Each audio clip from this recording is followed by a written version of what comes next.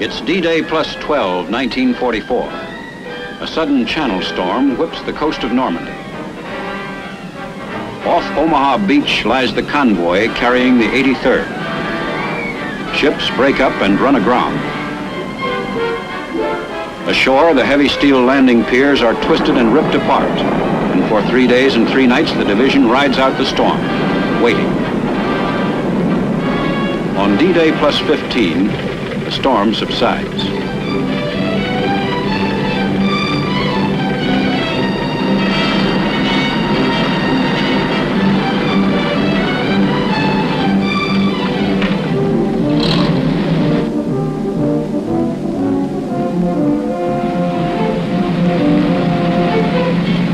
Another 3 days and 3 nights pass before men and equipment of the 83rd Infantry Division finally get ashore and into their assembly area.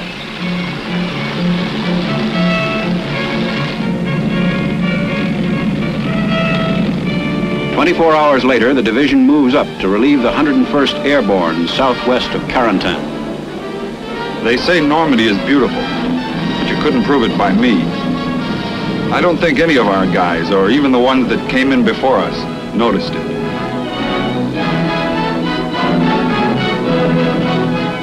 And the civilians.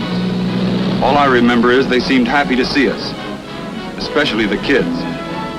The one thing I remember about Normandy was the hedgerows, and they were the biggest damned hedges I ever saw. They were everywhere. Around the fields, along the roads. Anywhere you turned, you bumped into one. We took over the positions of the 101st Airborne on the other side of Carentan, around the end of June. Then we attacked. I can remember the day it started. It was the 4th of July. Funny they picked that day. That's one 4th of July none of us will forget. Those hedgerows came in handy for holding ground. The only trouble was the Germans were using them too. I said those hedges were the biggest damned hedges I'd ever seen, and the toughest too. Worse than barbed wire. They were more like a stone wall, only worse. You could go over a stone wall, but you had to go through these hedges.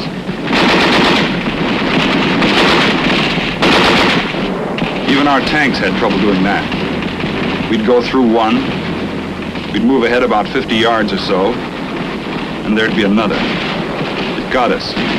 We were fighting a couple of days for a piece of ground the size of a football field. We'd finally take it, move on a few yards, and then start all over again.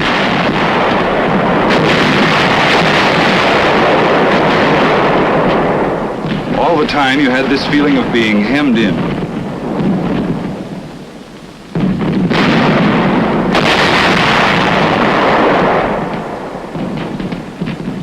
It was like being in a blind alley. You couldn't move. You couldn't see.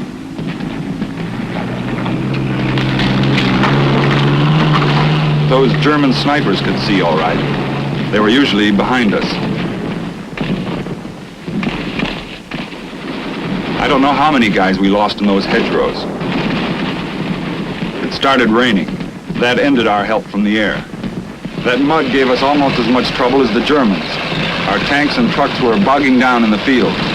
Those little country roads we had to use weren't much better. We were just beginning to get used to it. Then on July 25th, our planes began coming over. They came in waves. It looked like they were using every plane they had. The sky was filled with them.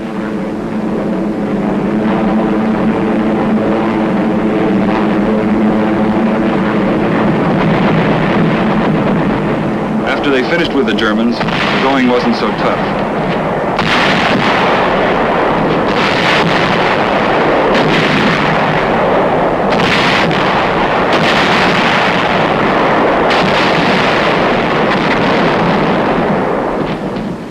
We started moving again, and we didn't stop until we were in Brittany.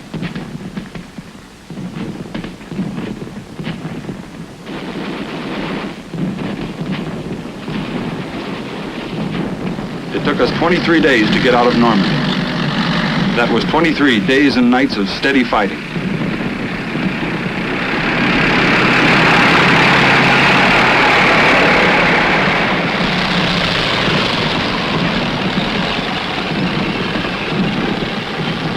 They gave us a few days' rest and we started again.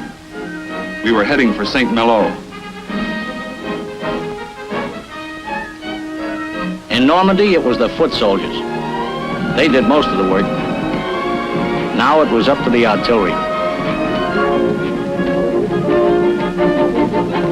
The division's objective was St. Malo and Dinard. Our job was to knock out the fortified lines that stood in its way. Chateauneuf was the first town.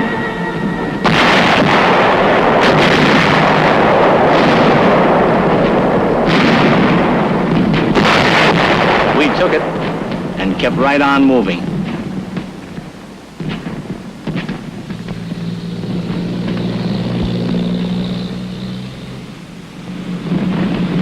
While our troops were still moving through Chateauneuf to fan out across the peninsula, we were already hitting the next fortified line.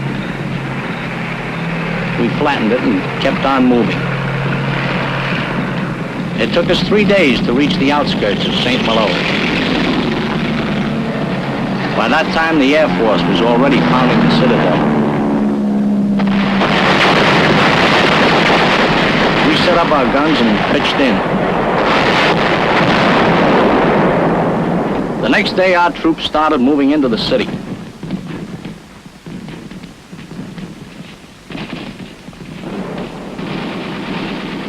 We got into St. Malo all right, but that was only the beginning.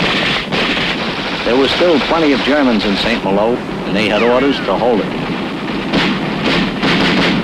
The town had to be cleared house by house, street by street. It took us almost a week.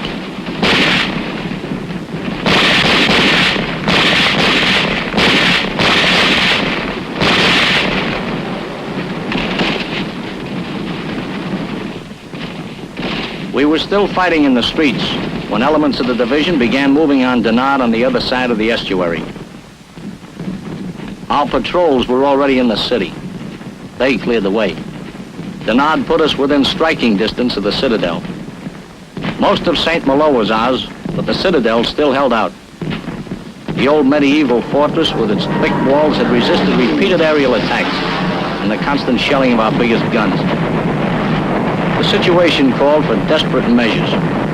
We fired into the apertures of the fortress. That did it. With St. Malo and Dinard out of the way, we began working on the island of Sezambre. Only our big guns could reach that heavily fortified little island. The Air Force joined in.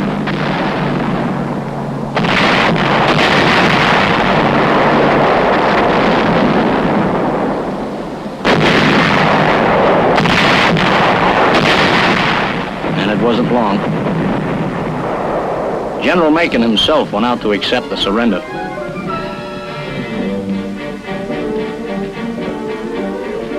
Even before the fall of Sezambre, the division was on the move again. A battalion combat team was fighting its way west to help take the important port of Brest. The rest of the division headed inland. It was in the middle of August when we left Brittany and moved into the Loire Valley to protect the right flank of the Third Army. That gave us a line stretching along the Loire River from Nantes to Auxerre. That's quite a stretch, for a division anyway. In the signal company, we had about 800 miles of open wire to maintain. We had so many circuits, we had trouble keeping track of them. You see, the area the division had to watch reached from Brittany to the middle of France. That's close to 300 miles.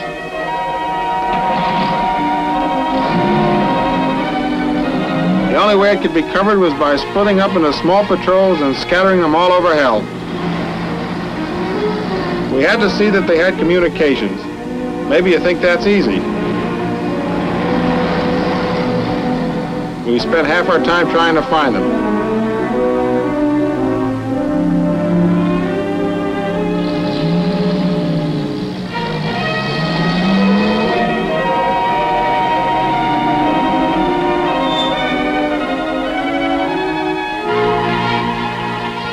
Our motor messengers got a workout. They were making 80-mile runs 2 or 3 times a day. What we really needed for the job were L5s. We had a few, but we could have used a fleet of them.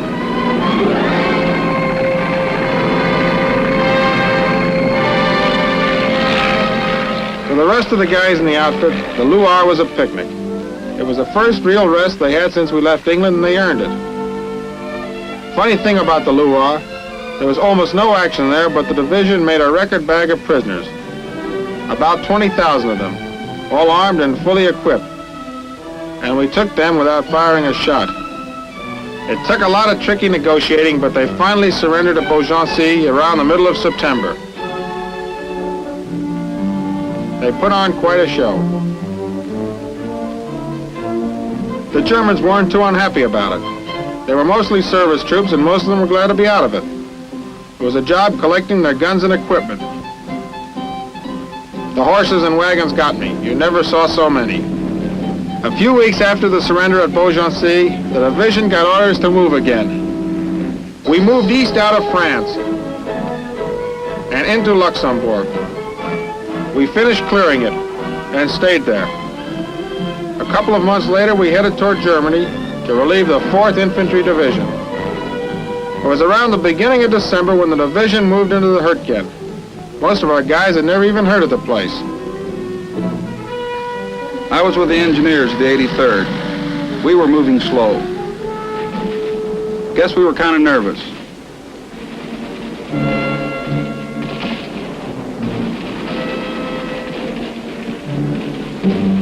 You couldn't see anything, but we'd heard stories. We didn't know what to expect. We found out soon enough.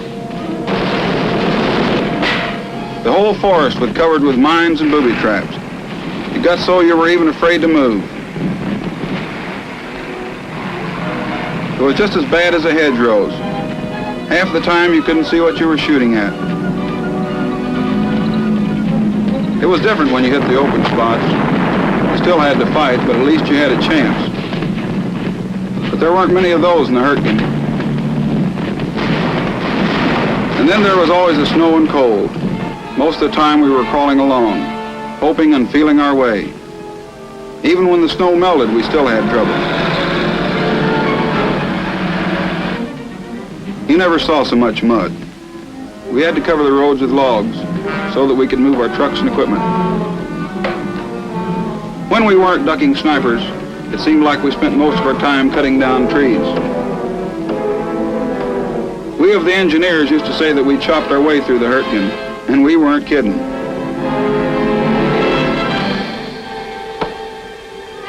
If we weren't cutting down trees for roads, we were building shelters and CPs. When we first came into the Hurtgen, it was early December.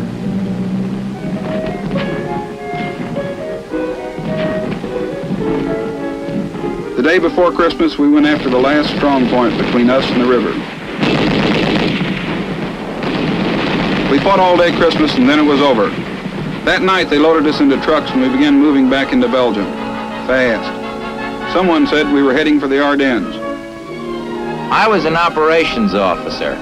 According to the books, it couldn't be done, and the Germans certainly didn't think we could do it. But we did. 24 hours after leaving the Ruhr, elements of the division were in the Ardennes and had made contact with the Germans.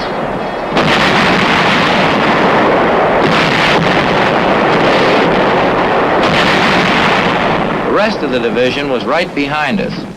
We met the enemy spearhead at Rochefort, held, and finally pushed them back.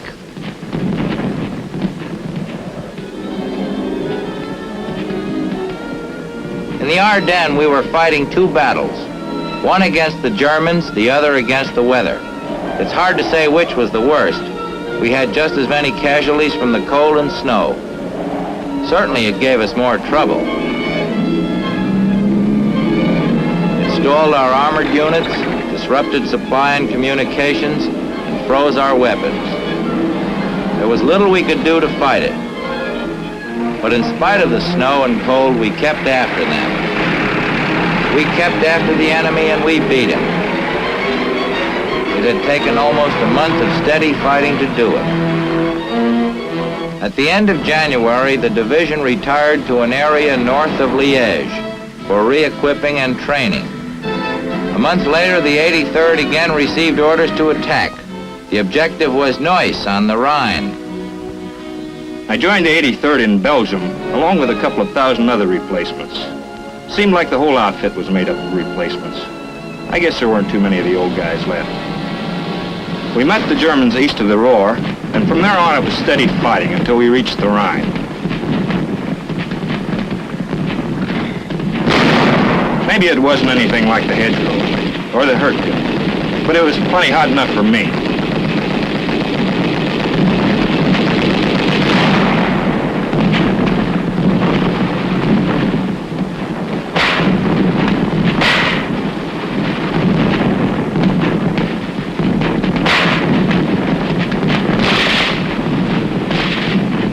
I was sure glad when we got to Neuss.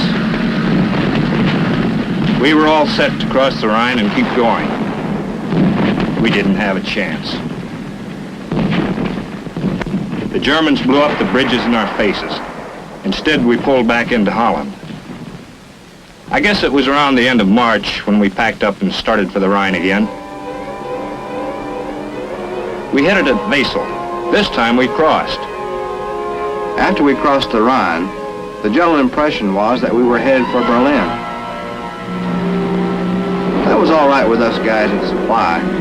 We had plenty of stuff stockpiled in the rear. All we had to do was go back and get it.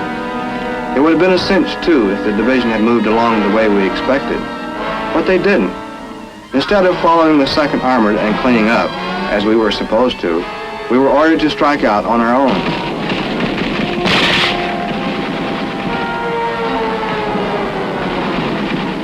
It wasn't so bad at first. We'd bring up a load of supplies, pick up a load of prisoners, and go back. But when they started rolling, that's when we had trouble keeping up with them. We had to do 2 miles for every mile they gained, one up and one back.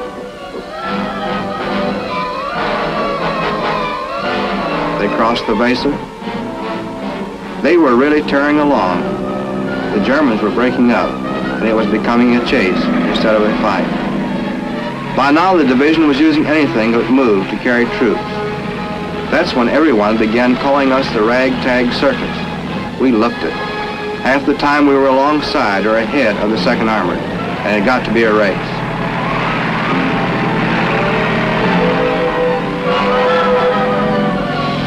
We were making supply runs of 200 miles and better. By the time the 83rd reached the Elbe, it had covered something like 200 miles in less than 10 days. We crossed the Elbe in assault boats and set up a bridgehead on the other side. While we were fighting to hold it, our engineers got a bridge across.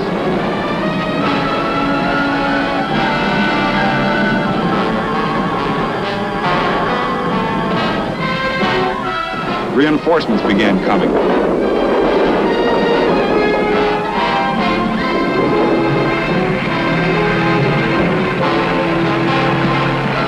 We held. Even pushed ahead. We got as far as Zerbst. Then they told us to stop. And we stopped. It was tough. Berlin was only 40 miles away. It took a year to come over 2,500 miles across Europe. We could have gone on, but the 83rd had done its job. 4 days later, the European war ended.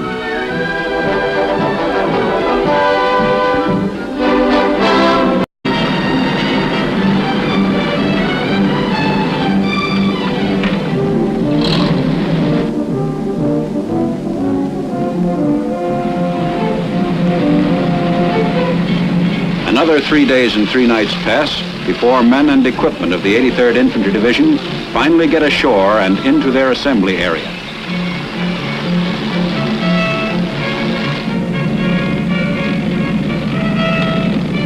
"24 hours later, the division moves up to relieve the 101st Airborne southwest of Carentan. They say Normandy is beautiful, but you couldn't prove it by me. I don't think any of our guys, or even the ones that came in before,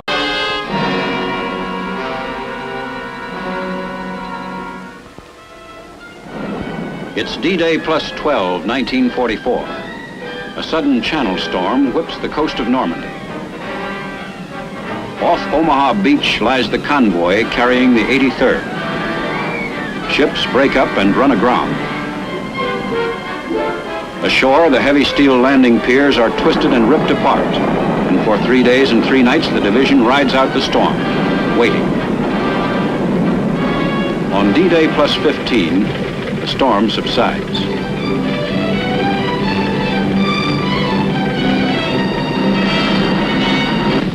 That's one 4th of July none of us will forget. Those hedgerows came in handy for holding ground. The only trouble was the Germans were using them too. I said those hedges were the biggest damned hedges I'd ever seen, and the toughest too. Worse than barbed wire. They were more like a stone wall, only worse. You could go over a stone wall, but you had to go through these hedges.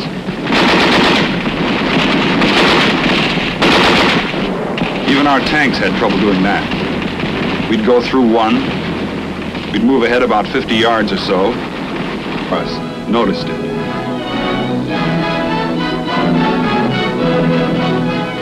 And the civilians. All I remember is they seemed happy to see us, especially the kids. The one thing I remember about Normandy was the hedgerows, and they were the biggest damned hedges I ever saw. They were everywhere. Around the fields, along the roads. Anywhere you turned, you bumped into one. We took over the positions of the 101st Airborne on the other side of Carentan, around the end of June. Then we attacked. I can remember the day it started. It was the 4th of July. Funny they picked that day, and there'd be another. It got us. We were fighting a couple of days for a piece of ground the size of a football field. We'd finally take it, move on a few yards, and then start all over again.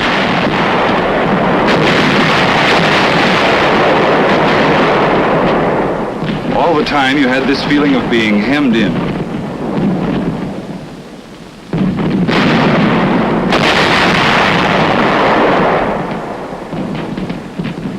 It was like being in a blind alley.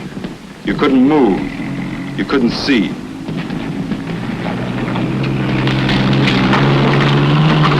Those German snipers could see all right.